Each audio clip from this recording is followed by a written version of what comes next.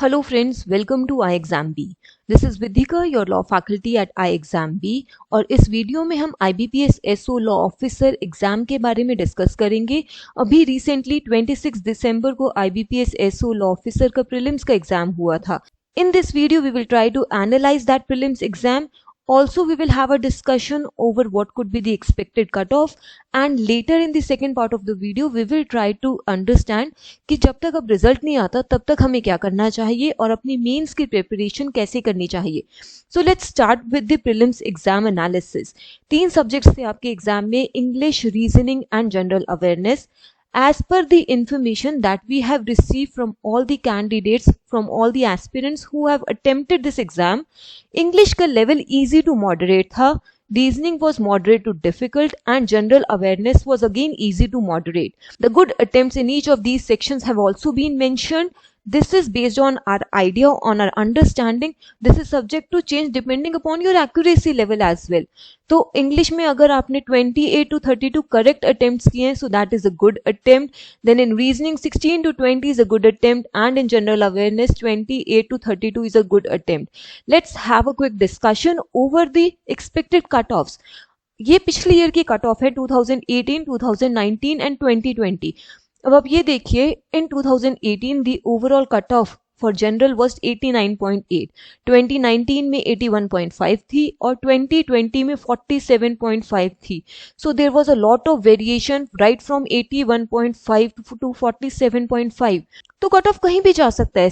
Since we are seeing that the level of the exam was moderate to difficult, cut off will be relatively in the lower range, in the range of 2020's cutoff. So just do not waste your time overthinking whether you have cleared. अब अगर आपके जो marks हैं वो cut off के near about बन रहे हैं और अब आपको ये नहीं पता कि कट ऑफ 55 जाएगा, 50 जाएगा, 47 जाएगा, so stop thinking about that. That is just a waste of your time. As William Shakespeare has also said, what's done cannot be undone. अब तो पेपर दे दिया ना, अब उसको जाके कुछ नहीं कर सकते, तो उस पर टाइम क्यों खराब करना है, क्यों वेस्ट करना है. आप ये देखिए, the result is expected in the first week of Jan. Near about 6-7 Jan तक रिजल्ट आ जाएगा और अभी आपके पास एक वीक है. If the result came on 6 or 7 Jain और आप उसके बाद अपनी प्रिपरेशन स्टार्ट करेंगे तो आपके पास सिर्फ 20 डेज रह जाएंगे. आप ऑलरेडी एट अ लॉस हैं कंपेयर टू अदर कैंडिडेट्स. तो क्यों सोचना है, क्या आप कुछ कर सकते हैं उसका. So stop thinking cut off क्या रहेगा, रिजल्ट कब आएगा, and face the reality right now. अब आपको करना क्या है, आपको ये ध्यान रखना है कि जो मेंस का एग्जाम है वो मेरिट बेस्ड है, तो इसमें आप जितना ज्यादा अटेम्प्ट करेंगे, जितने ज्यादा स्कोर करेंगे, उतना ही आप सेफ जोन में होंगे. So you can not waste a single day into worrying what could be the cut off, when the result will come. लग जाइए, बस मेंस की तैयारी कीजिए. एनी हाउ लॉ पढ़ना है ना, लॉ तो बाकी एग्जाम्स में भी आता है. अभी आगे AIC लीगल का एग्जाम है, सेबी लीगल का एग्जाम है. So just start preparing for your mains. And now what you have to do in these 30 days, you have to follow a smart approach and reliable sources. बहुत जगह से information नहीं gather करनी है, कुछ selected sources से पढ़ाई कीजिए और बस लग जाइए. Now moving on, we will have an idea, have a look at the mains preparation strategy. Now first question, what to study before your prelims result. क्या क्या देखें जब रिजल्ट आएगा, उससे पहले ये जो आपके पास वीक है इसमें क्या करें. सबसे पहले तो एग्जाम का पैटर्न समझिए. एग्जाम में कितने क्वेश्चंस आएंगे, क्या सिलेबस है, कहां से क्वेश्चंस आएंगे, किस टाइप के क्वेश्चंस आएंगे. So try to understand the pattern, try to understand the syllabus. The next thing is try previous year paper. Previous year paper से आपको आइडिया लगेगा कि किस टाइप के क्वेश्चंस आते हैं. So just sit down, look at a previous year paper. At iExamB's website you can find the previous year papers free of cost, so visit the website. The next thing is start with the comfortable subjects which are more important. अब आपको जो subjects अच्छे से आते हैं उनका revision start कीजिए ताकि आपको लगे कि कुछ सिलेबस कवर हो रहा है. And then once the result comes, focus on the other subjects. अब जैसे कॉन्स्टिट्यूशन है, that is very important, contract act, civil procedure code, ये बहुत इंपॉर्टेंट है, इनसे स्टार्ट कर लीजिए. ये तो आपने अपनी लॉ ग्रेजुएशन में भी पढ़े हैं. बैंकिंग लॉज अगले हफ्ते से पढ़ लेना.